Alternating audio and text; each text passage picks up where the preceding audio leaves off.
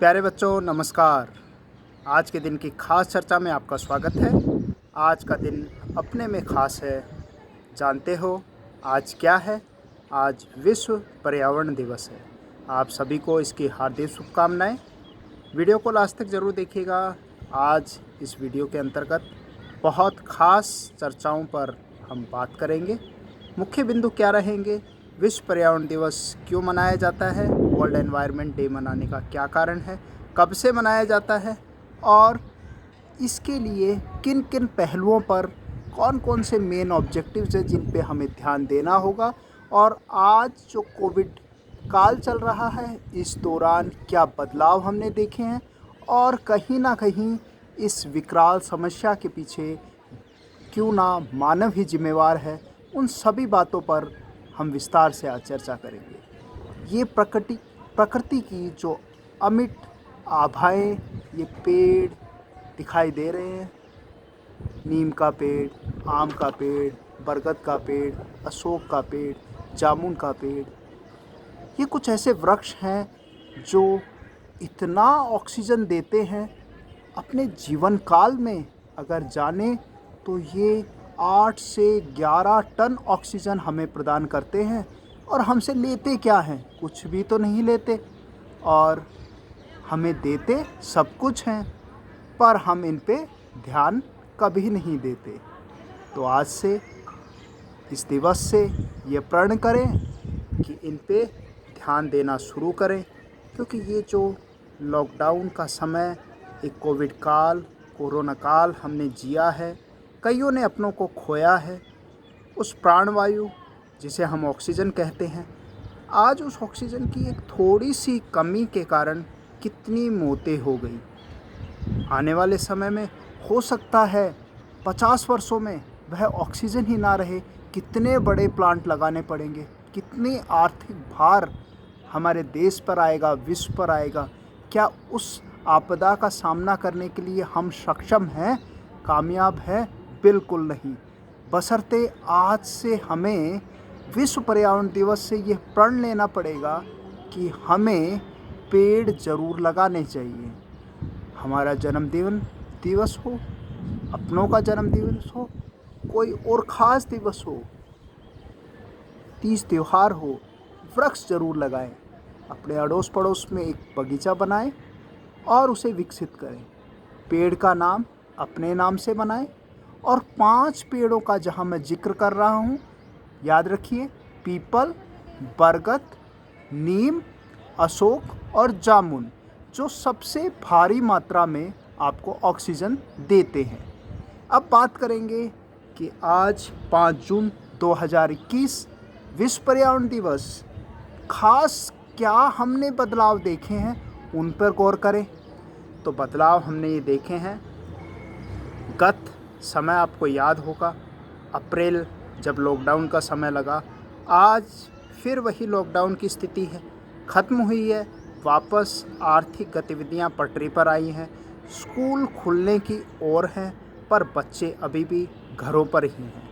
शिक्षा का दौर बदल चुका है, ऑफलाइन क्लासों से ऑनलाइन क्लासेस की तरफ आ गए हैं। आप कहीं पढ़ने में वो मज़ा तो नहीं आ पा रहा है जो एक विद्यालय के आवरण या उस घिराव में हमें देखने को मिलता था। तो क्यों ना उसी प्रकृति की घटाओं में लौटने का हम इंतज़ार करते हैं, और ज़रूर वापस वो समय आएगा जब आप वापस से अपने विद्यालय की तरफ लौटेंगे और आप सभी को वह माहौल फिर से मिलेगा। तो नज़र दौड़ाएं गत वर्ष से इस वर्ष तक कुछ बदलाव जो कोरोना काल में हमें देखने को मिले हैं, कोविड के काल में देखने को मिले हैं। क्या है वह? कि आबो हवा जो बिल्कुल स्वच्छ हो गई है, उसमें आर्थिक गतिविधियाँ तो ज़रूर रुकी हैं, परंतु प्रकृति को हमने भी तो तोड़ा है, मरोड़ा है। तो प्रकृति भी तो इसका जो गुनाह हमने किया है उसका बदला किसी ना किसी रूप में तो लेगी। कोई ना कोई आपदा, कोई ना कोई डिजास्टर तो ज़रूर आएगा। तो वो एक पेंडेमिक के रूप में हमारे सामने आज दूसरा वर्ष चल रहा है और हम इस समस्या से अभी भी उभर नहीं सके हैं। तो ख़ास बात क्या बदलाव प्रकृति में देखे? सबसे ख़ास बात यह है, अप्रैल का महीना, मई का महीना और अब जून चल रहा है। इस समय जो तापमान, हम उत्तरी भारत राजस्थान में निवास करते हैं, तापमान 45 से 50 डिग्री तक चला जाता था। वह तापमान आपको याद होगा, मार्च में वर्षा रही है, अप्रैल में वर्षा का दौर रहा है।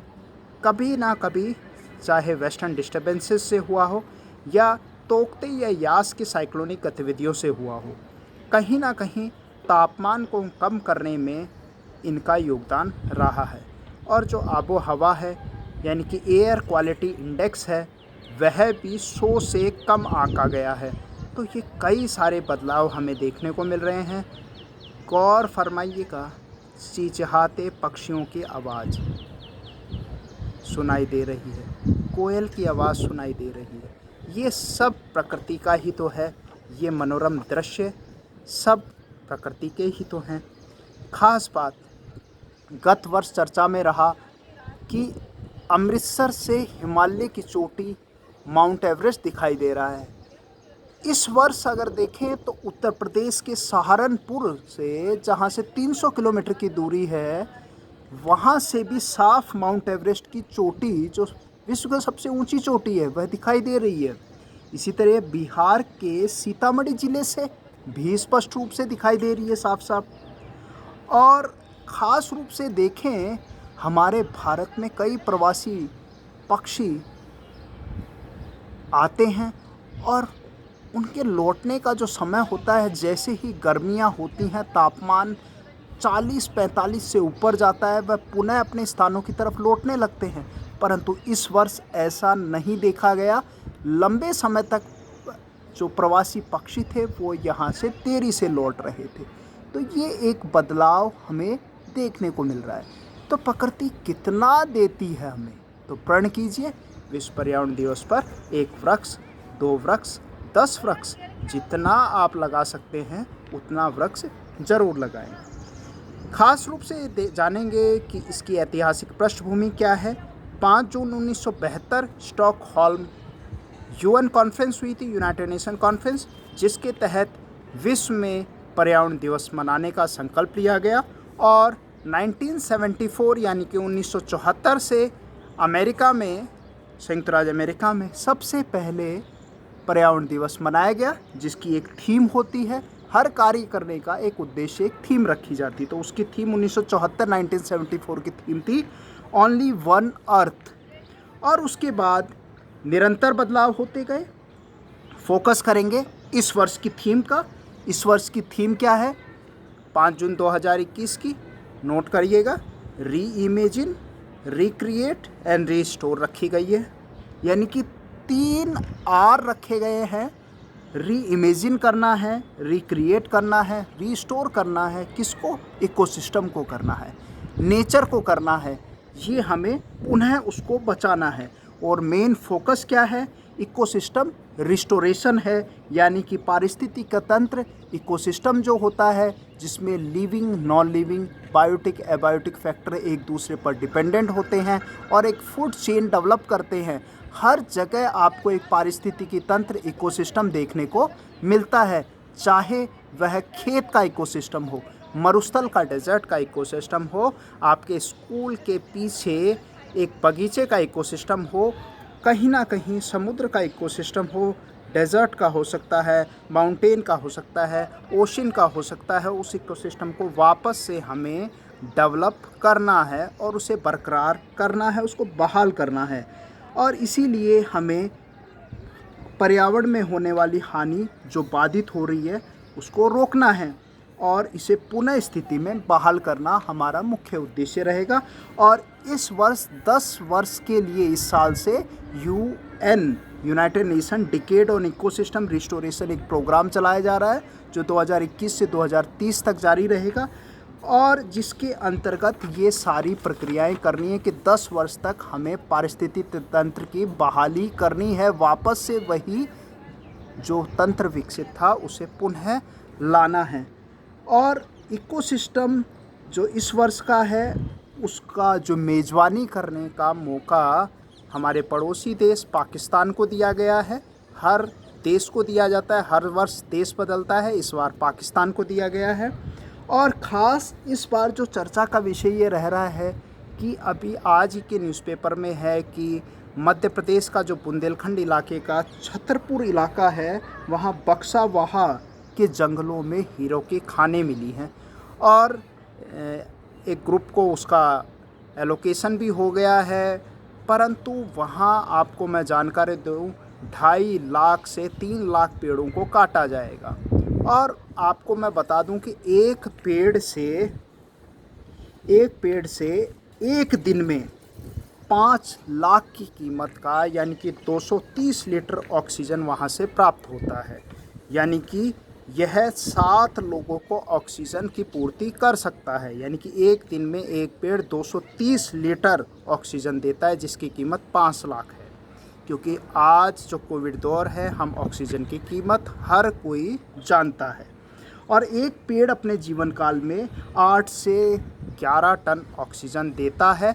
करीबन इतना 12 टन के आसपास कार्बन डाइऑक्साइड को अपने अंदर इनहेल भी करता है, उसको परिवर्तित करता है, तापमान को संतुलित रखता है, वर्षा को बुलाता है, मौसम खुशनुमा रहता है, आबो हवा हमारे अनुकूल रहती है। इसलिए हम प्रकृति के इन प्रेमी होना चाहिए हमें। और विशेष रूप से इन्हीं सभी बातों को मद्देनज़र रखते हुए आज विश्व पर्यावरण दिवस की कुछ खास बातों पर आज हमने चर्चा की। आपका अमूल्य समय देने के लिए धन्यवाद। और प्रकृति के इस मनोरम दृश्य में आपकी भागीदारी हमेशा अमूल्य रहेगी। वीडियो पसंद आए तो कमेंट बॉक्स में ज़रूर अपनी राय दीजिएगा। नमस्कार, जय हिंद।